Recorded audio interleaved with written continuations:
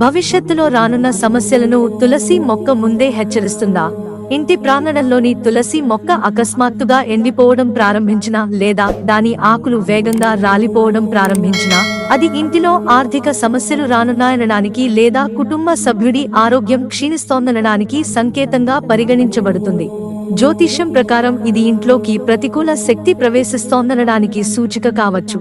తులసి ఆకులు నల్లగా మారితే లేదా వాడిపోయినట్లు కనిపిస్తే అది ఇంట్లోని ప్రతికూల శక్తుల ప్రభావానికి సంకేతం కావచ్చు, లేదా ఇంట్లో ఎవరిపైనైనా చెడు దృష్టి ఉండవచ్చు. అలా జరిగితే ఇంటి యజమాని పెద్ద సంక్షోభాన్ని ఎదుర్కోవలసి ఉంటుందని కూడా నమ్ముతారు.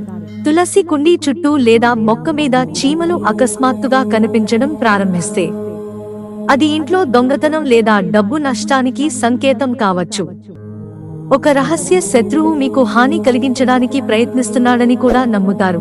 తులసి మొక్క పెరగడం ఆగిపోతే లేదా కొత్త ఆకులు రాకపోతే అది ఇంటి పురోగతిలో అడ్డంకిగా పరిగణించబడుతుంది. ఇది వ్యాపారంలో నష్టానికి లేదా పిల్లలకు సంబంధించిన చింతలకు కూడా కారణం కావచ్చు.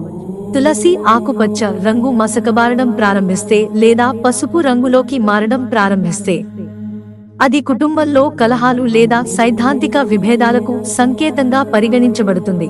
ఇది కుటుంబ శాంతికి విఘాతం కలిగిస్తుందని సూచిస్తుంది.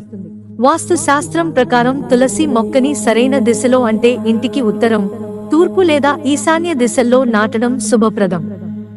తులసి మొక్కని తప్పు దిశలో నాటితే నిరంతరం సమస్యలు కలిగిస్తుంది.